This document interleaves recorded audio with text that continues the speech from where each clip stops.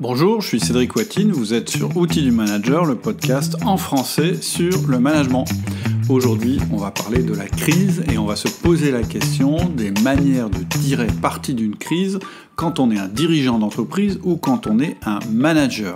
On va voir concrètement comment vous pouvez agir sur votre état d'esprit pour vous mettre en situation de trouver des opportunités dans cette crise, comment sélectionner ces opportunités, comment les articuler dans un plan que vous pourrez ensuite proposer et animer avec vos collaborateurs. Si vous avez envie de discuter de ce podcast, de donner des exemples ou simplement d'échanger avec moi, je vous donne rendez-vous sur le forum.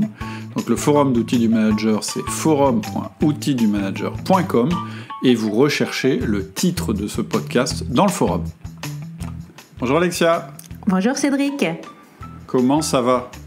Bah écoute, ça va très bien. Il y a le déconfinement, ça y est, qui est en route. Ouais. Et... Vous avez toujours gardé une activité Oui, on a toujours gardé une activité. Sur toutes mes activités, j'ai toujours gardé une activité, que ce soit animatrice APM, coach, outils du manager, pas outils du manager aussi. Justement. Oui, je crois pas qu'on ait fait un podcast ensemble. Non, moi j'ai fait pas mal d'interviews pendant cette période. Ouais. Et moi par contre, c'est vrai que j'ai bossé avec mon pote dans le cadre de mon podcast L'audace d'être moi, et notamment pour un entrepreneur qui voulait une intervention pour soutenir les salariés de son entreprise. Et puis aussi, Puis je suis en train de préparer aussi le lancement d'une école en ligne, l'école de coaching. Donc, voilà. Plein de projets. Ça t'a permis de réfléchir à tes projets. Ouais. Et bien justement, le sujet d'aujourd'hui, c'est comment tirer parti d'une crise. Évidemment, c'est de circonstances. Mais ce que j'ai voulu faire, c'est que ce dont on va parler, ça puisse servir quelle que soit la crise. Hein. Et donc on va parler de ça tout de suite. Il y aura 3 grandes parties. La première partie, c'est le fait que ça démarre par votre mindset, à vous, en tant que manager ou en tant que chef d'entreprise. La deuxième partie, c'est comment trouver des opportunités dans la crise. Et la troisième partie, comment réellement effectuer les transformations, c'est-à-dire comment transformer vos idées d'opportunités en réalité. Ce sera la troisième partie. Ok, alors on démarre par le bon mindset de manager. Ben oui, parce qu'on va voir qu'en fait la seule manière de résister à une crise, la seule manière en fait de tirer parti d'une crise, eh bien c'est de changer notre mindset. Donc le mindset, qu'est-ce que c'est ? C'est l'état d'esprit qu'on a, et que le premier travail important, il va se passer à ce niveau-là. C'est vraiment le premier travail qu'on a à faire, parce que si on ne réussit pas à avoir le bon état d'esprit, le bon mindset, eh bien on ne pourra pas passer à la suite et on ne pourra pas utiliser cette crise pour transformer notre équipe et pour aller vers quelque chose de mieux. Donc c'est vraiment quelque chose qui démarre dans l'état d'esprit du manager. Et la toute première chose dont tu vas nous parler déjà, c'est la définition du mot crise. Tout à fait. En fait, je vais vous parler, il va y avoir 5 parties dans cette première partie. La première, on va voir la définition d'une crise. Dans la deuxième partie, on va voir qu'une crise, c'est un révélateur. Et ensuite, je vous donnerai 3 étapes. La première, ce sera une crise est une souffrance. La deuxième, ce sera une crise est un passage. Et enfin, une crise est une opportunité. Et justement, on pourra alors à ce moment-là aborder la deuxième partie qui est comment trouver les opportunités. Donc en fait, le mot crise, déjà, le premier problème qu'on peut avoir, c'est déjà cette notion de crise. Et malheureusement, dans le discours ambiant, depuis toujours et depuis très longtemps, une crise, c'est un événement qui est perçu de manière uniquement négative. Et donc, je suis allé voir, du coup, avant, pour préparer le podcast, les définitions dans le Larousse, en me disant, dans les définitions du Larousse, je vais trouver des éléments positifs, du style changement de l'ordre établi, ou du moins des éléments qui n'ont pas une connotation trop négative. Mais en fait, non. Dans le langage français, une crise, c'est jamais considéré comme un événement heureux ou même une opportunité. Ça m'a un peu surpris. Et donc, les définitions que j'ai trouvées, c'est moment très difficile dans la vie de quelqu'un, d'un groupe, dans le déroulement d'une activité, etc. Période, situation marquée par un trouble profond, crise de conscience, rupture d'équilibre entre la production et la consommation caractérisée par un affaiblissement de la demande, des faillites et du chômage, manifestation violente d'un état morbide survenant en pleine santé apparente, crise d'appendicite, crise de goutte, crise d'épilepsie, crise de colique néphrétique, etc. Grave pénurie de quelque chose, crise du logement. Bon, donc voilà, ça c'est les définitions françaises. Donc c'est un peu logique qu'effectivement ce soit un événement qui soit perçu négativement. C'est à partir du moment où on le nomme comme ça. Du coup, je suis allé voir aussi les définitions anglaises du mot crisis. C'est pas pour faire mon anglo-saxon, mais mon pro-anglo-saxon. Mais disons que là, j'ai trouvé un peu plus de choses qui me plaisaient. En fait, ce que j'ai lu, c'est « A time of intense difficulty or danger, a time when a difficult or important decision must be made, the turning point of a disease when an important change takes place, indicated either recovery or death ». Donc, dans cette définition-là, on a effectivement la notion de danger, mais aussi la notion de prise de décision, et aussi cette notion d'alternative entre la mort et la guérison. Et donc, ça se rapproche plus de ce que je veux vous dire aujourd'hui, c'est que d'expérience, toutes les crises sont des accélérateurs. Les guerres, les accidents, les pandémies ont toujours été destructrices d'une partie de l'ordre établi, mais aussi souvent génératrices de progrès. Et c'est là où je veux en venir, c'est que quand une crise survient, tu as le choix de ta définition. Tu peux en faire un événement mortifère uniquement, ou en faire une opportunité d'amélioration. Et c'est là-dessus que je te propose de t'évaluer toi-même, en tant que manager ou en tant que chef d'entreprise, en te donnant une note de 1 à 3. Je vais y revenir plus tard, c'est un petit peu mes 3 phases. Mais voilà, déjà la définition de la crise, ça peut être effectivement quelque chose, c'est forcément quelque chose, il y a de grands dangers, il y a un danger de mort, mais c'est aussi l'occasion de prendre des décisions, et c'est aussi l'occasion de mettre en place des changements pour agir sur l'issue de la crise. Et ce qui est intéressant, et c'est donc ton prochain point, c'est qu'une crise, c'est avant tout un révélateur. Oui, déjà un révélateur sur notre attitude à nous. C'est-à-dire que la manière dont nous, personnellement, on va réagir à la crise, c'est un révélateur. Alors, parce qu'une crise, ça contient des risques et des opportunités, et pour moi, il y a 3 manières ou 3 niveaux de réaction. Je dirais que le niveau 1, c'est de ne voir que le risque lié à la crise. Et si tu ne vois que le risque lié à la crise, alors c'est sûr, tu perds. Le niveau 2, c'est si tu vois que c'est un passage, c'est-à-dire que tu vas te rendre compte que, en fait, la crise, c'est un passage d'un état à un autre, et donc il y a une chance que tu gagnes, puisque c'est pas la fin de tout, c'est un passage vers autre chose. Et le niveau 3, c'est de dire, et en plus, ce passage, il pourrait peut-être me permettre de devenir meilleur. Et c'est là que tu gagnes. C'est là où je veux en venir. Et donc, le choix d'un manager ou d'un entrepreneur, en réalité, pour moi, il n'y a pas de choix. C'est-à-dire que la fonction même de manager ou d'entrepreneur, c'est de rechercher dans toute crise une opportunité. C'est la raison même d'exister d'un entrepreneur ou d'un manager. Et donc, la question, c'est pas tellement quelle définition je vais donner à la crise, c'est comment je fais pour passer du niveau 1, où je vois que le risque, où je suis tétanisé par mon angoisse et ma peur, au niveau 3, où je vais réussir à avoir des opportunités à en sortir meilleur. Et là, déjà sur le forum outils du manager, on a eu pas mal de discussions là-dessus, et j'ai vu de tout. C'est-à-dire que, par exemple, j'ai même vu... Enfin, on a parlé... Il y a une personne, puisque le forum est anonyme, qui est manager et qui parlait de son dirigeant, en disant, mon dirigeant, dès le début de la crise, il a fermé sa boîte, et il a complètement disparu de la circulation, et il m'a laissé, moi, manager, gérer la situation. Je pense que ce dirigeant-là, malheureusement... il ne va pas revenir avec plein d'opportunités maintenant que c'est le déconfinement. En tout cas, pour lui, ça va être très difficile de reprendre le train, parce qu'en fait, il n'a pas passé le stade de « je ferme tout, je tétanise tout et je disparais dans la nature ». On a eu aussi l'inverse, évidemment, des salariés même qui ont eu des réactions formidables en termes d'idées et d'initiatives, alors que d'autres salariés perdaient tous les moyens. Et donc on voit bien que c'est vraiment une question de mindset dans les mêmes situations.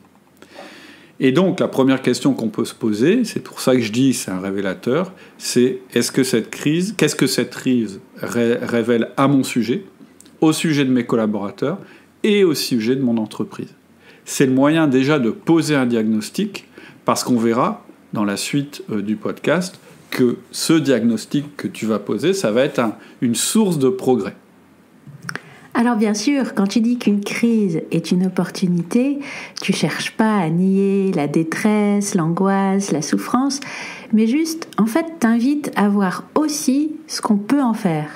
Oui, ça c'est vraiment important, parce que si tu nies la crise, c'est-à-dire si tu nies la souffrance, la détresse et le risque, en fait, tu regardes pas la réalité en face.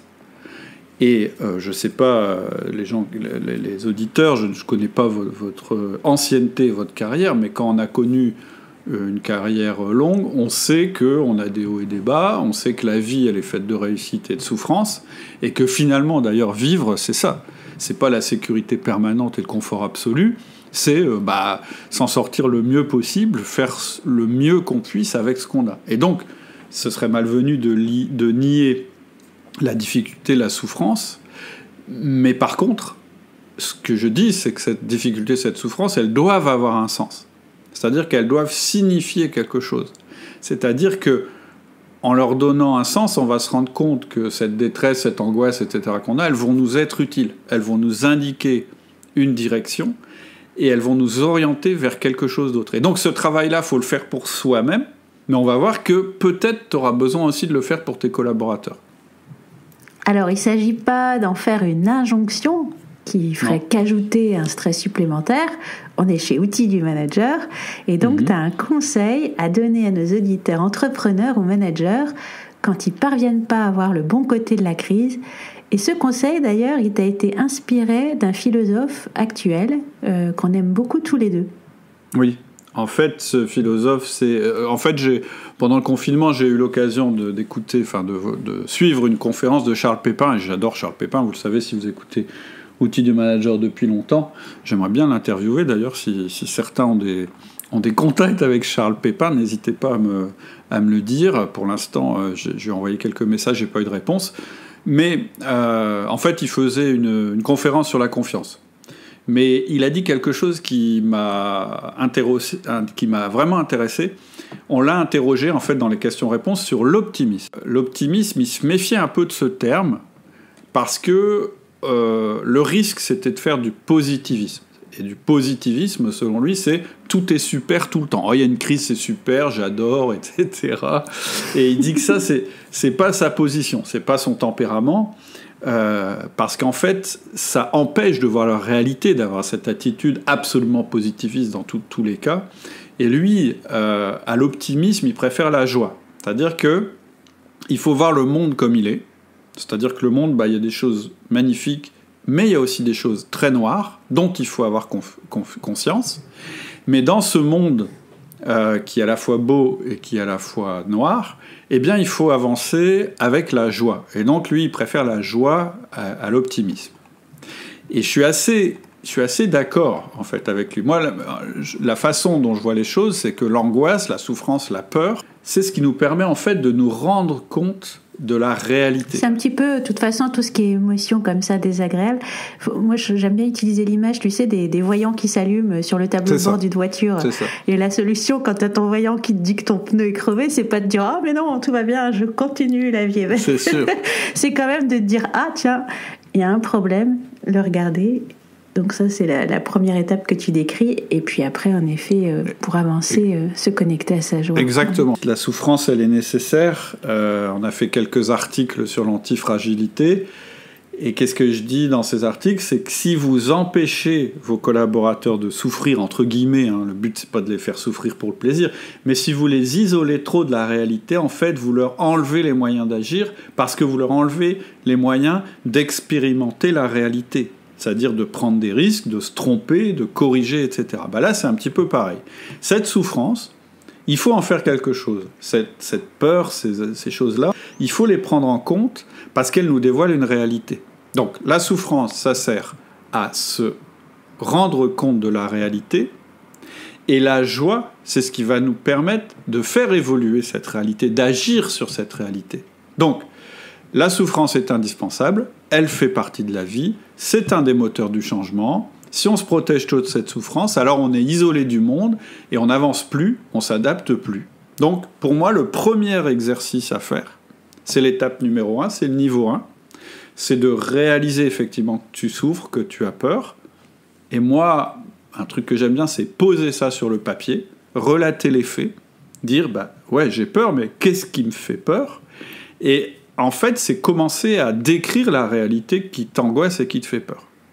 Ensuite, la deuxième chose à faire dans cette étape, qui est simplement de prendre en compte notre souffrance, c'est de mesurer le risque. Pourquoi ça me fait peur ? En fait, qu'est-ce qui va se passer de grave ? C'est-à-dire, je dis n'importe quoi, l'économie s'arrête. Qu'est-ce qui se passe ? Mon chiffre d'affaires, pendant 2 mois, il est réduit à 0. Ok, c'est quoi les conséquences ? Ma trésorerie va baisser. Ok, elle va arriver à combien ? Etc., etc. Le fait de formaliser les choses et de les mettre noir sur blanc, c'est absolument indispensable. Parce que ça permet d'échanger un sentiment d'angoisse diffus et constant contre une peur ancrée dans la réalité. C'est-à-dire que ça permet de se dire, mais en fait, c'est pas la fin du monde, c'est pas ce truc général. C'est concrètement, je vais avoir tel problème, tel problème, tel problème. Et ensuite, tu pourras chercher vers quoi tu veux aller. Mais le plus important dans cette étape numéro 1, ce sera d'écrire ta souffrance précisément, ou ton angoisse, parce qu'en fait, tu vas pas la supprimer. Tu vas simplement la projeter sur le papier, la regarder en face, mettre des mots et y coller une réalité. Et ça, c'est la première démarche, c'est la partie « la crise est un révélateur ». Et on en arrive au deuxième niveau d'appréhension d'une crise, qui est « une crise est un passage ». Oui, alors, une fois que tu as pris conscience que la crise est un révélateur et que tu as dit, voilà, ce qui se passe, c'est le chaos, je comprends rien, faut que je note, il y a une deuxième prise de conscience qu'il faut avoir, c'est effectivement que c'est en fait un passage. Et j'ai fait un court article, je crois que c'est le premier truc que j'ai écrit sur le Covid, qui disait qu'une crise, ça veut simplement dire qu'on passe d'une stabilité A à une stabilité B en passant par une période de chaos. J'avais fait un petit dessin avec un gribouillis. À gauche, tu as une ligne, c'est la stabilité que tu avais avant la crise, qui n'était pas forcément satisfaisante, mais c'était une stabilité A. Ensuite, les gribouillis s'affolent, comme sur un électrocardiogramme, c'est le chaos. Puis petit à petit, tu réussis à domestiquer le chaos, c'est la phase d'adaptation. Et enfin, ça se stabilise, et tu es dans la stabilité B. Alors pourquoi ça aide beaucoup, à mon avis, de voir les choses comme ça ? Parce qu'en fait, ça donne une direction, ça donne un sens. Le sens propre du mot sens, c'est la direction. Et ça pose aussi la période de chaos comme étant temporaire. C'est-à-dire que ça te dit, mon angoisse, elle est plus diffuse, elle est localisée là-dessus, mais en fait, ça peut ne pas durer. C'est-à-dire que je peux faire en sorte de résoudre le truc. Et en même temps que tu fais ça, ça te donne un nouveau rôle. Ça te donne le rôle de faire en sorte que tu arrives avec ton équipe le plus vite possible de l'autre côté, du côté B, dans la stabilité B. Un peu comme si, en fait, finalement, ce qui est en train de se passer, c'est que tu dois traverser une rivière tumultueuse et que tu dois aller le plus vite possible de l'autre côté. Donc, évidemment, ça va te mettre un peu de pression parce qu'on va se dire, pour s'en sortir, il faut quand même agir rapidement, mais c'est une pression positive, c'est-à-dire que tu vas donner un sens à ton angoisse. Au lieu que ton angoisse soit bloquée en toi, tu vas l'orienter dans une direction et surtout, tu auras un rôle dans ce passage d'un état A à un état B. Alors, il y a une chose qu'on entend beaucoup en ce moment, c'est tout un tas de choses, de gens qui disent « plus rien ne sera comme avant », comme si cette crise était une rupture totale, qu'il y avait un avant, qu'il y aura un après, et vraiment un mur entre les deux. Oui, alors c'est pas mal. Déjà, ça veut dire qu'il y a un après, donc c'est plutôt positif. J'ai 3 remarques par rapport à ça. La première, c'est que quand on dit « plus rien ne sera comme avant », pour moi, ça veut dire qu'on est attentiste, on subit. Moi, j'aime mieux entendre quelqu'un qui me dit « voilà comment je vais transformer les choses ». C'est pas la même chose que de dire « plus rien sera comme avant ». La deuxième, c'est dire « plus rien sera comme avant », c'est vraiment enfoncer une porte ouverte. Parce que tout change tout le temps, et la seule chose qui soit constante, c'est que tout change tout le temps. Donc, Cette stabilité dont on parle, en fait, c'est une vue de l'esprit. Ce que je disais tout à l'heure, c'est une vue de l'esprit. C'est un état stable, en fait, qui convient temporairement à un monde non stable. Et donc, il faut de toute façon régulièrement upgrader notre stabilité pour qu'elle reste stable, justement. Et la troisième chose, c'est que moi, j'ai jamais été favorable aux ruptures, aux disruptions. Je crois à l'adaptation permanente. Je crois que pour avancer, on a besoin de s'appuyer sur notre passé, sur ce qu'on a construit. Il faut juste veiller à ce que notre passé ne nous enferme pas. La semaine dernière, je disais à nos commerciaux, ce qui a fait notre réussite hier, ça ne peut plus être notre réussite de demain. En fait, ce passé glorieux que vous avez eu, c'est intéressant si c'est un tremplin qui nous propulse. Si c'est un sable mouvant qui nous retient, alors c'est pas bon. En fait, ce que je veux dire par là, c'est qu'un des révélateurs que tu peux avoir aussi, c'est si réellement tu vois les choses comme ça en disant mais tout va être différent parce que tout va être différent, pardon. Il y aura un avant, un après. C'est peut-être aussi ta manière de structurer ton entreprise, ton équipe, etc. Elles n'étaient pas adaptables en permanence. Moi, je pense que les sociétés qui vont le mieux évidemment réussir justement à passer de l'avant vers l'après, c'est ceux qui déjà avaient senti la nécessité d'adaptation. Donc oui, c'est bien de dire il y aura un avant, un après, d'accord, mais c'est quand même mieux de se dire de toute façon il y a toujours un avant et un après, et de se dire aussi mais moi quelle place j'ai dans cet après. Oui, et quel après je construis, je participe à construire. Et donc, tu vas maintenant nous parler du troisième niveau d'appréhension d'une crise, c'est qu'une crise est une opportunité. Oui, alors une fois que tu es à l'étape 2, c'est-à-dire que tu as déjà identifié tes peurs, ça c'est l'étape 1, et ce que la crise révèle, une fois que tu as pris conscience que ton job c'est d'arriver dans cette situation B, il ne te reste plus qu'un petit truc à faire, c'est de te dire... puisque je suis obligé de passer d'une situation A à une situation B, comment je fais pour que la situation B soit encore meilleure que la situation A que je connaissais avant ? C'est là que tu peux aller un cran plus loin que de simplement te dire il y aura un avant, un après, il faut faire le dos rond et après ça ira mieux, etc. etc. Moi je pense que de se dire je fais le dos rond et je vais y arriver parce que j'ai beaucoup de trésorerie, patati patata, c'est le meilleur moyen de ne pas changer et c'est le meilleur moyen de ne pas voir les opportunités que cette crise te tend. Donc vraiment, une fois que tu as fait l'étape 1 et l'étape 2, je pense qu'il y a beaucoup de monde qui réussit à être à l'étape 2 en se disant ça va pas durer, il va y avoir une issue positive, mais il y en a peut-être pas beaucoup qui vont le cran d'après. Et moi, c'est ce que je voudrais conseiller aujourd'hui, c'est de monter encore d'un cran et de se poser la question, comment je fais pour que cet état B soit encore meilleur que l'état A ? C'est-à-dire, comment je transforme cette crise en opportunité ? Et donc, si tu arrives à ça, tu auras fait les 3 progressions mentales dont je parlais tout à l'heure. La première, c'est de passer d'une peur, d'une angoisse diffuse à une identification des problèmes et des risques. La deuxième, c'est de prendre ces risques, ces problèmes, et de ne pas dire c'est no future, mais c'est une période à passer. Et donc comment je fais pour passer la période ? Et puis la troisième, c'est cette période à passer, comment je l'utilise pour améliorer ma situation. Donc si on récapitule notre première partie, qu'est-ce que je dis ? On dit, ton mindset doit te pousser à voir la crise comme un changement que tu dois rendre favorable. Les souffrances et les angoisses signifient que tu as conscience de la réalité, il faut les mettre noir sur blanc. Ton rôle est de passer de A à B, et il est impératif que tu fasses le petit supplément, qui est en fait le plus important, qui est ce passage de A à B, est-ce qu'en lui-même, il ne comporte pas des opportunités d'amélioration ? C'est-à-dire, comment je fais pour que ma situation B soit encore mieux que ce que j'avais avant la crise ? C'est ça, trouver les opportunités dans une crise. Oui. Et on en arrive tout naturellement à ta deuxième grande partie, qui est mais comment trouver des opportunités ? Oui. Alors, je ne sais pas si tu veux détailler les sous-parties. Si, on va voir qu'il y a 3 types d'opportunités. Celles qui sont liées à la crise, celles qu'il fallait faire depuis longtemps, et il y en a une qui marche à tous les coups et qu'il faut utiliser à chaque crise. C'est toujours une opportunité de renforcer notre management. Ok. Donc la première chose, c'est les aides de l'État sont-elles des opportunités ? Parce que c'est vrai que le gouvernement nous accompagne, il nous aide à passer le cap. On pourrait se dire que l'opportunité, c'est finalement cette aide de l'État. Alors, non. Pour moi, en fait, ça, c'est pas une opportunité. Moi, je vois ça comme un cadeau empoisonné. Mais je vois ça comme un cadeau quand même. Hein. Mais quand même empoisonné. C'est-à-dire que je critique pas du tout les aides que l'État met en place. Mais je dis qu'à l'intérieur, il y a un piège. Celui de la négation de la réalité.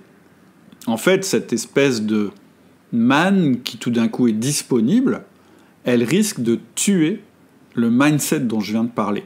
Le mindset de l'entrepreneur ou du manager qui trouve des opportunités dans la crise. Parce que ce que tu soulignes, en fait, c'est une tentation. C'est pour ça que je dis que c'est un cadeau empoisonné. Et la tentation, c'est quoi ? C'est je prends l'argent car cela me permet de ne pas me remettre en question. Et comme disent les Américains, there is no free lunch, c'est-à-dire qu'il n'y a rien de gratuit. Ce que propose le gouvernement, en fait, ce sont des décalages et des choses qu'on va devoir rembourser un jour. Et est-ce que ça signifie du coup que tu déconseilles de prendre les aides ? Non, en fait, je ne déconseille pas du tout de prendre les aides. Je mets simplement en garde de ne pas les voir comme une occasion de ne pas faire les changements nécessaires. Tu sais, tout à l'heure, je disais, il y a un niveau auquel on peut s'arrêter, c'est le niveau 2, c'est je passe d'une rive à l'autre, et ce que m'a proposé le gouvernement, c'est une bouée. Donc le gouvernement, il me permet de faire le gros dos et de reprendre business as usual quand je serai de l'autre côté. Et donc, mon but, c'est pas de dire vous n'avez pas le droit d'utiliser les aides. De toute façon, j'ai pas à vous dire ça. En plus, je pense que c'est une très bonne chose. Mais par contre, les aides, je pense qu'il faut les voir comme une aide supplémentaire. C'est-à-dire qu'en gros, il y a une crise qui représente une opportunité, voire une obligation de changement. C'est ça le plus important et c'est sur ça que vous devez vous concentrer. Mais en plus, voilà de l'argent qui tombe du ciel et qui va vous permettre de limiter votre risque. Donc bien sûr que vous allez prendre l'argent. Je veux dire, vous avez une rivière à traverser. Si on vous donne une bouée, il faudrait être complètement stupide de laisser la bouée sur la rive. Mais c'est juste une bouée. Donc cet argent, il faut qu'on le voit comme un facilitateur du changement. C'est aussi ce qui va te permettre de rassurer éventuellement tes collaborateurs. Mais ce n'est pas de l'argent gratuit. Donc en fait, pour moi, les aides de l'État, ce ne sont pas des opportunités, ce ne sont pas des solutions.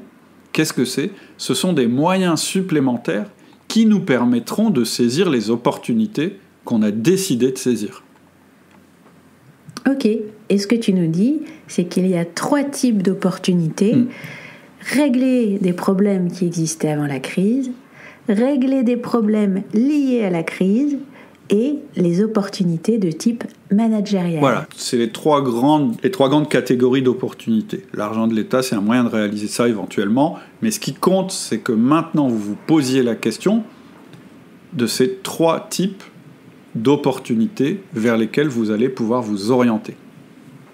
Et donc d'abord, ce qui était nécessaire avant la crise et qui l'est encore plus. Voilà, la première chose, c'est qu'il y a des choses qu'on remet toujours quand on est manager, quand on est chef d'entreprise. Pourquoi ? Parce qu'on a un peu peur de la résistance qu'on va rencontrer de la part de nos collaborateurs, ou parce que c'est pas le bon moment, ou parce qu'on n'ose pas y aller, ou parce qu'on l'a pas bien formulé encore, mais on est tous pareils dans nos entreprises, dans nos équipes, etc. Il y a des choses qui nous gênent depuis longtemps. Et moi, ce que je dis, c'est que vous avez une fenêtre de tir. Vos collaborateurs sont perturbés, ils sont sonnés, ils sont groggy, ils gambergent, ils ont peur. Vous ne pouvez pas les laisser dans cet état-là. Et donc, vouloir les préserver en disant on va surtout rien changer, on va les laisser comme ça, et puis on va tous se serrer les coudes et ça va marcher, ça ne va pas les rassurer. Moi, je pense que c'est le moment de passer vos réformes, c'est le moment de faire du bien à votre équipe et à votre entreprise, c'est le moment de changer ce qui doit être changé. Alors ça pourrait sembler étonnant ce que tu dis, parce qu'ils sont groggy, etc. justement, et le fait que tu leur mettes quelque chose en plus sur le dos, ça peut surprendre certains.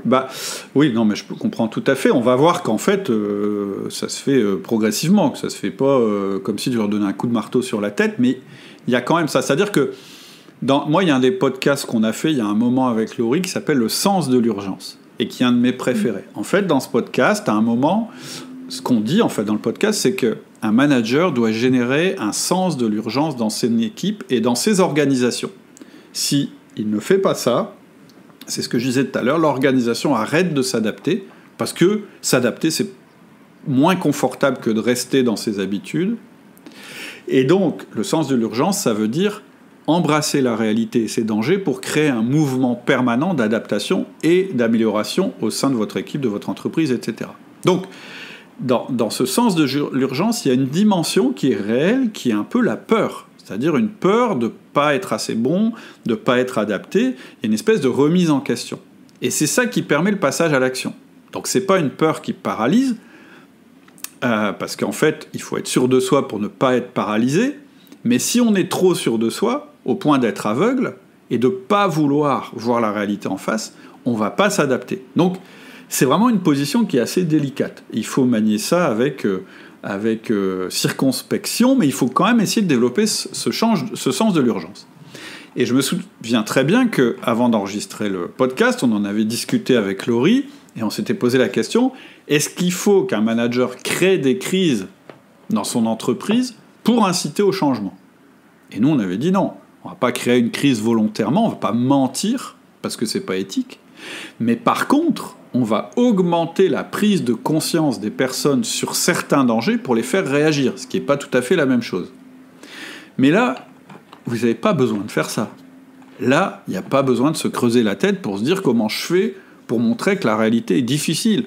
Je veux dire, ils l'entendent tous les jours à la radio. On l'entend tous les jours à la radio. La crise est là, on est en plein dedans. Donc, un entrepreneur avisé ou un manager avisé, il doit sauter sur l'occasion. C'est-à-dire que c'est le moment idéal pour faire la liste de tous les changements que vous envisagiez avant la crise, parce que ces changements-là, vous les envisagez parce que ça permettait de rendre votre équipe, votre entreprise meilleure, plus solide et moins fragile. Et donc, c'est maintenant qu'il faut les mettre en œuvre. Et donc, ce que je vous conseille de faire, c'est vraiment de faire cette grande liste, ou de la reprendre si vous l'aviez déjà faite avant la crise, et de lister tout ce qui devait déjà être amélioré dans l'entreprise et dans l'équipe. Il faut savoir qu'on est dans un monde de compétition permanente, c'est ça l'entreprise. Et donc la crise, c'est un accélérateur. C'est comme une vague, hein. Soit vous vous laissez submerger par la vague, soit vous réussissez à prendre la vague et à accélérer les changements dans votre entreprise. Et donc, moi je le crois fondamentalement, il va y avoir deux genres d'entreprises, celles qui vont se prendre la vague et qui peut-être vont couler, et puis celles qui vont accélérer. Et celles qui vont accélérer, elles vont redémarrer tout de suite. C'est celles qui vont redémarrer tout de suite. Pas une fois qu'elles auront pris du temps pour se remettre de la crise, etc., etc. C'est celles qui vont démarrer tout de suite. Donc, vous pouvez déjà faire cette liste. Moi, ça, je ne peux pas le faire à votre place parce que je ne connais pas votre entreprise. Moi, j'ai fait cette liste dans la mienne. Mais chacun, je pense, a des choses qu'il pensait déjà, qu'il avait déjà envie d'améliorer avant la crise. Alors il y a un deuxième type d'opportunité à repérer, c'est toutes les opportunités qui sont liées directement à la crise qu'on a vécue. Oui, ça ressemble à ce que je viens de dire, mais c'est un peu différent. C'est-à-dire que j'ai dit en début que la crise, ça avait été un révélateur. C'est-à-dire que la crise, peut-être qu'elle a révélé des faiblesses dans votre entreprise dont vous n'aviez pas conscience. Je disais les réactions de certains, etc., etc. Donc ça fait partie de choses que vous devez ajouter à votre liste. C'est les nouveaux challenges, les nouvelles choses qui seraient à changer dans votre entreprise.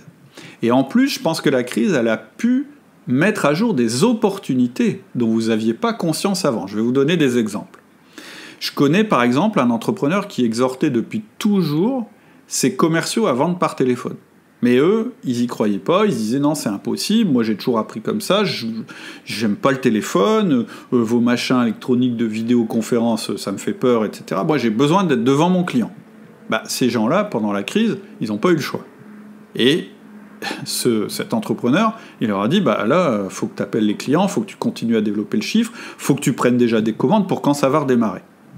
Eh bien, la plupart de ces commerciaux se sont rendus compte qu'ils pouvaient beaucoup moins aller chez les clients, chez certains clients, et donc ce serait dommage qu'ils reprennent son business as usual, parce qu'on lève le confinement et qu'ils repartent dans un truc sur lequel il avait déjà un doute, puisqu'en réalité, là, la crise, ça a été un accélérateur sur quelque chose sur lequel il se posait déjà la question. Un autre exemple, je pense que dans certaines entreprises, il y a des personnes aussi qui se sont révélées C'est-à-dire qu'il y a des gens, quand tout va bien, tout le monde est bon. Quand c'est difficile, c'est là que les meilleurs se révèlent. Et donc, ces personnes-là, les initiatives qu'elles ont prises, etc., ça peut être aussi une opportunité de transformation pour l'entreprise. Peut-être que ces personnes-là, elles peuvent prendre plus de responsabilités dans ton équipe, etc., ou peut-être que les comportements, la créativité dont elles ont fait preuve, tu vas pouvoir capitaliser là-dessus. Il y a aussi des trucs tout bêtes. Par exemple, on peut aussi s'être rendu compte pendant la crise d'une augmentation de productivité liée au télétravail. Par exemple, les gens qui habituellement travaillaient en open space, qui se sont retrouvés tout seuls chez eux, ça a été très perturbant, mais ils se sont aussi rendus compte que quand ils étaient tout seuls chez eux, ils avançaient quand même beaucoup plus vite que quand ils étaient dans l'open space. Donc, ça peut aussi, là, ouvrir des pistes de réflexion différentes. Après, il y a plein d'autres exemples que je ne connais pas, sur lesquels on peut échanger sur le forum. Et le dernier type d'opportunité qu'on peut saisir là actuellement, c'est finalement les évolutions managériales qu'on a mises en place pendant cette crise. Tout à fait. Alors ça, j'en ai parlé déjà, je vais pas redétailler ça, mais dans les podcasts précédents, je crois que, ou dans les vidéos, je me souviens plus, c'est peut-être des vidéos que j'ai faites, et des articles que j'ai faits pendant la crise du corona. Franchement, la crise, ça a été un moment idéal pour mettre en place des rituels de management. Le fait qu'on se soit retrouvé à distance, ça a obligé qu'on ritualise notre management. Or, la ritualisation du management, c'est la base de l'outil du manager, c'est-à-dire la mise en place des 1-1, des réunions d'équipe, du feedback, etc. Là, on n'avait pas le choix, on n'était plus sur le même site, donc soit on n'avait plus de contact du tout, ou soit on ritualisait le management. Et donc, surtout, si vous avez mis ça en place, ce qui est une très très bonne chose, utilisez-le comme levier pour continuer à avoir un management ritualisé. Après, ça peut être aussi que le travail à distance, peut-être que pour certains, ce serait intéressant de le maintenir complètement ou partiellement. Et d'une manière générale, je pense que ça va être intéressant d'orienter toute la structure managériale vers l'antifragilité. Ça, on est au milieu d'une série d'articles là-dessus que je publie sur LinkedIn et sur le site. Donc, ce que je veux dire à travers ça, c'est que je pense que la crise, elle vous a forcément obligé à sortir de vos habitudes en termes de management, et je pense que vous avez forcément mis des choses intéressantes. Ce serait dommage de les laisser tomber au moment du redémarrage. Oui. Et on en arrive maintenant à ta dernière grande partie, c'est comment effectuer les transformations. Ouais. Est-ce que tu veux annoncer un petit peu les sous-parties? Oui, il y aura 3 parties. La première partie, c'est qu'il va falloir choisir un axe pour ne pas partir dans tous les sens. La deuxième, c'est qu'il va falloir raconter une histoire de passage. Je vais expliquer tout de suite ce que ça veut dire. Et la troisième, c'est attention de garder le cap ensuite. Donc, la première chose, ça va être de choisir un axe. La clé dans le passage à l'action, ça va être d'avoir un passage à l'action porteur de sens et uniquement sur les choses les plus importantes. Donc, pour l'instant, le travail que tu as fait, c'est une espèce de liste avec toutes les opportunités d'amélioration qui existent. C'est une espèce de brainstorming. Mais là-dedans, il faut que tu sois sélectif. La dernière chose que tu veux, c'est arriver et partir dans tous les sens, parce que si tu fais ça, tu vas diluer l'énergie des gens, et surtout, tout ce que tu vas faire va manquer de sens. Donc, il va falloir que tu choisisses 1 ou 2 axes parmi les possibilités qui te sont offertes par la crise. Ça peut être la croissance, ça peut être la rentabilité, ça peut être la fidélisation, ça peut être la simplification, peu importe, mais il va falloir que tu dégages de ton brainstorming des grands axes, maximum 2. Et ensuite, tu vas aligner ces actions sur ces axes. Tu veux à la fois des actions qui ont du sens pour tes collaborateurs et qui ont un fort effet de levier. Pourquoi tu fais ça? Parce que justement, tu veux focaliser leur propre mindset sur l'amélioration et leurs initiatives sur les actions qui auront des résultats rapides et visibles. Donc, quand on fait ce travail de tri dans les actions à faire, en fait, ce qu'on fait, c'est qu'on crée une articulation et un sens. Parce que si tu arrives devant tes troupes et que tu leur balances un fatras, une liste de 50 trucs à faire sans aucune logique, ça va pas fonctionner. Soit, j'ai déjà dit qu'ils étaient groggy tout à l'heure, là ils vont être KO, tu vas les écraser sous un magma, et s'ils sont stressés, alors là tu vas les rendre hystériques. Donc, il va falloir, le premier travail à faire, c'est de reprendre ta liste et de te dire, tiens, c'est quoi l'axe le plus important qui se dégage de ma liste d'opportunités ? Par exemple, ça peut être la croissance, c'est ce que je disais tout à l'heure.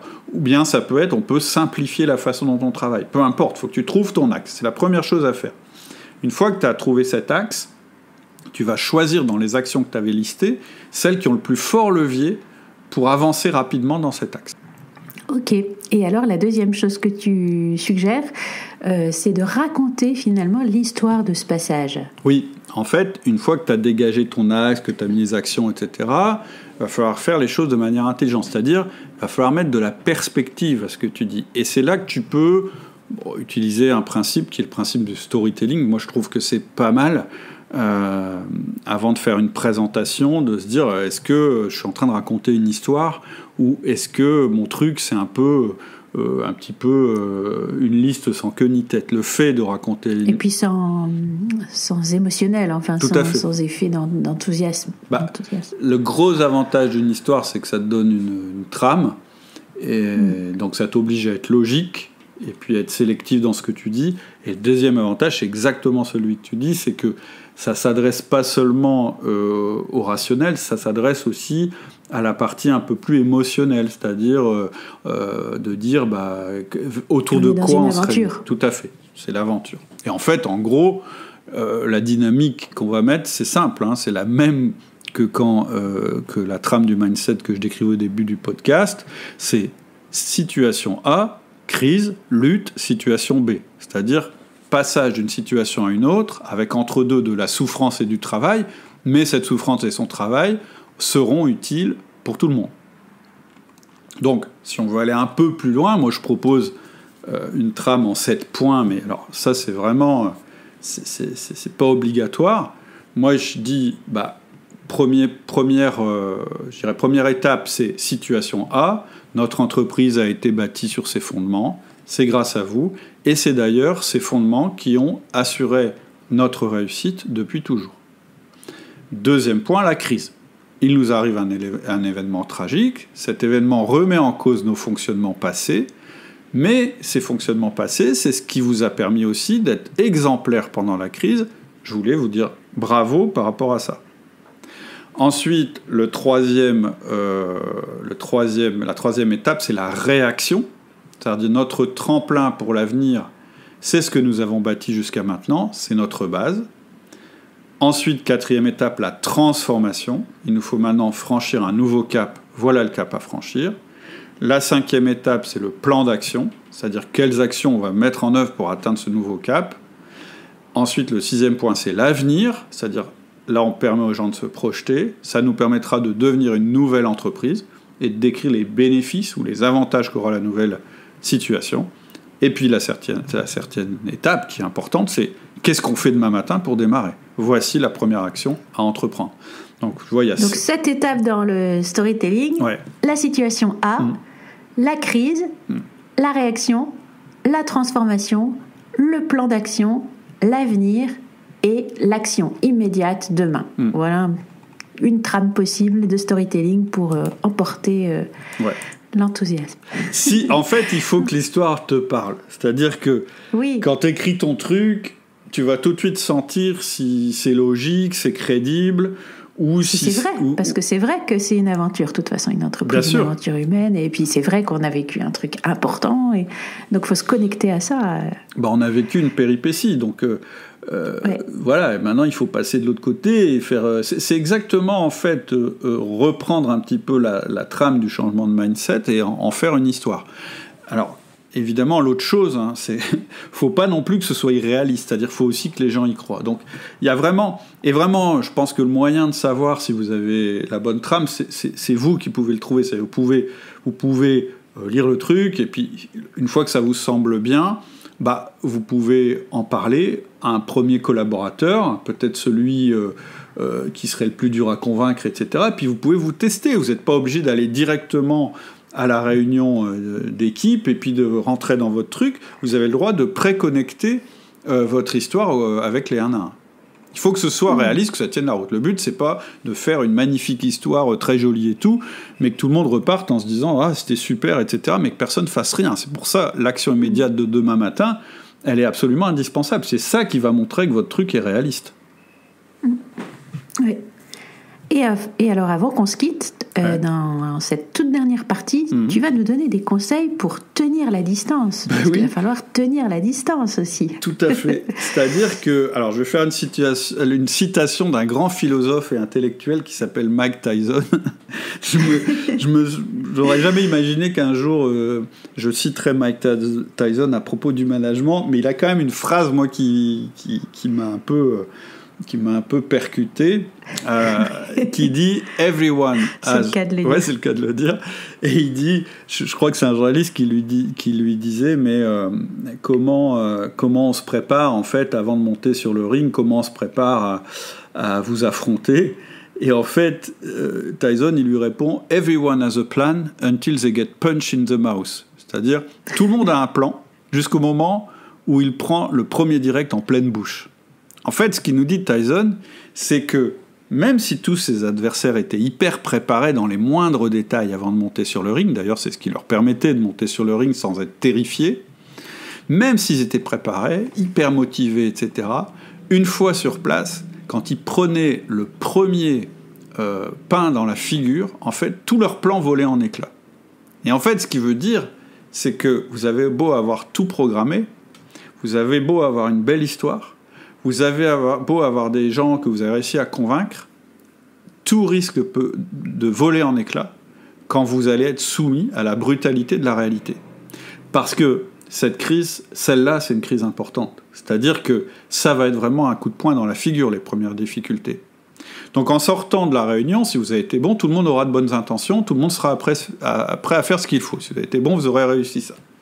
Jusqu'au moment où les premiers problèmes vont arriver et que le quotidien va vouloir reprendre ses droits. C'est-à-dire que ce que je veux dire, c'est qu'une belle présentation, ça suffit pas. Une bonne préparation, ça suffit pas. Vous devez rester solide dans vos intentions et vous devez réussir à garder le cap. Ça veut dire que le travail, il va commencer maintenant. En fait, vous devez être vigilant et vous devez faire en sorte que tout le monde reste bien aligné sur ce qui a été défini pour gagner. Et donc, la suite du combat, elle va se jouer vraiment dans l'exécution. Et l'exécution, c'est le quotidien, c'est l'individuel, c'est le cas par cas, et c'est le coaching. Et évidemment, les outils que vous allez utiliser, et c'est pour ça que je disais, il n'y a pas le choix sur une de vos opportunités, c'est celle de renforcer le management. Vous allez utiliser les outils du manager, ce dont on vous parle dans les podcasts depuis toujours, vous allez utiliser ça pour tenir la route. Et votre premier 1-1, par exemple, je pense qu'il aura 4 phases. La première, c'est que vous devez être prêt à entendre. En fait, il y a 4 phases. C'est l'écoute, la mise en phase, la réponse et l'action. L'écoute, ça veut dire que tu dois entendre tes collaborateurs en 1-1, les laisser vider leur sac. Ce qu'il ne faut pas, quand ils disent « oui, mais j'ai peur, oui, mais ça va être difficile, mais comment on va faire, oui, mais le problème, c'est que tu nous dis de faire ça, mais en fait, l'autre fois, j'ai vu ça, etc., etc. » Il faut que tu t'empêches de nier ça. C'est-à-dire qu'il faut qu'avec ton collaborateur, tu fasses l'effort de regarder ce qu'il est en train de te dire, parce que ce qu'il est en train de te dire, c'est la réalité qu'il est en train de vivre. Donc, il faut que ça sorte et il faut que tu le saches. La deuxième chose, c'est la mise en phase. C'est-à-dire qu'à chaque angoisse, à chaque peur, à chaque problème qui te met, il faut que tu trouves comment tu peux connecter ça avec ton plan de changement. C'est-à-dire que le plus possible, ton plan de changement doit apporter des réponses aux angoisses. C'est pour ça que d'ailleurs, avant de le présenter devant ton équipe, ça ne peut pas faire de mal de le présenter à chacune des personnes en 1-1. Parce que comme ça, tu vas pouvoir orienter ton discours de telle manière que tu vas répondre aux angoisses des personnes. Ensuite, une fois que tu as fait cette mise en phase, c'est la phase réponse. Quand tu vas présenter tes changements, quand tu vas quand tu vas donner des réponses aux angoisses de tes collaborateurs ou que tu vas leur demander de trouver des réponses, tu vas les orienter selon ton plan. Et à ce moment-là, et seulement à ce moment-là, il faut les remettre dans l'action. Tu pourras parler de leur prochaine action à mettre en œuvre. Je ne dis pas qu'il faut faire ça à chaque podcast, à chaque 1-1, évidemment, mais je dis, en fait, ce qui est important dans ce que je viens de dire, c'est que tu vas passer d'une phase d'écoute où le collaborateur a pris son coup de poing dans la figure à une phase d'action, mais que tu ne peux pas trop vite où tu ne peux pas négliger les phases entre deux, c'est-à-dire l'écoute, la mise en phase et la réponse, pour directement passer à la phase d'action. Ça ne marchera pas sinon. Mais cette phase d'action, elle est importante parce que c'est là que tu remets ton collaborateur sur les rails. Et donc, tu vas alterner les réunions d'équipe et les 1 à 1 pour garder tout le monde sur les rails. Et ce qui t'intéresse de vérifier et d'inciter à faire, c'est que les contributions de chacun et de chacune reflètent bien le plan d'action que tu as mis en place en premier lieu. Ok Cédric, merci pour ce plan de bataille. Donc on a compris les grands principes, je vais les réénoncer. Premièrement, construire ton mindset. Deuxièmement, trouver les opportunités. Troisièmement, les organiser selon un axe directeur. Quatrièmement, présenter une histoire. Et cinquièmement, suivre l'exécution personne par personne. Et enfin, est-ce que tu aurais des outils spécifiques pour cette phase d'exécution ? Alors, oui, la partie exécution, clairement, ça correspond au management par objectif. Vous pouvez réécouter le podcast 184 qui s'appelle le nouveau management par objectif. Ça vous donne déjà des pistes sur comment articuler votre partie exécution parce qu'elle est vraiment importante. Et puis, je propose aussi une formation sur le sujet qui permet là vraiment de mettre en place tout le plan qui s'appelle le management par objectif en 3 temps. Votre histoire, vous allez la décliner entre la partie stratégique, tactique et le terrain. C'est le principe de cette formation. C'est-à-dire que la partie stratégique, c'est ce qu'on projette à 90 jours. La partie tactique, c'est quand on découpe nos actions 30 jours par 30 jours, c'est-à-dire tous les mois. Et la partie terrain, c'est comment on anime les choses de manière hebdomadaire. Et à l'intérieur de ça, donc tu as la déclinaison globale, et à l'intérieur de ça, tu as tous les outils d'animation que tu vas utiliser pour mettre en œuvre ta stratégie. Donc là, vraiment, c'est ce qui est vraiment adapté à ce qu'on vient de dire. De toute façon, je vous mettrai le lien en descriptif. C'est dispo pendant quelques jours encore. Voilà, ça c'est si vous voulez, je dirais vraiment rentrer dans la phase opérationnelle de ce que je viens de dire. Maintenant, vous avez peut-être vos propres outils et ça va peut-être fonctionner très très bien. Ce que je viens de dire, c'est vraiment pour les personnes qui veulent creuser, vraiment mettre en œuvre pas à pas tout ce que je viens de dire. Ok, super. Voilà. Merci beaucoup Cédric. Il n'y a plus qu'à passer à l'action et puis on se donne rendez-vous dans un prochain podcast. Je vous souhaite une très très bonne semaine. À bientôt. Salut Alexia. Voilà, c'est tout pour aujourd'hui. J'espère que ça vous a plu. Et si c'est le cas, j'aimerais vous demander un petit geste. Vous savez peut-être que la notoriété d'outils du manager repose sur le bouche à oreille. On n'a pas du tout la puissance marketing des grands médias qui commencent à déferler dans le monde des podcasts. Ce déferlement réduit notre visibilité et notre chance de trouver de nouveaux auditeurs. Alors, pour nous rendre plus visibles, il n'y a qu'une seule chose à faire, indiquer que vous aimez ce que nous faisons. Pour cela, allez dans votre appli de podcast et mettez-nous la note maximale. Ce petit geste nous rendra plus visibles et contribuera à un management plus efficace et éthique dans nos entreprises. Merci beaucoup et à bientôt.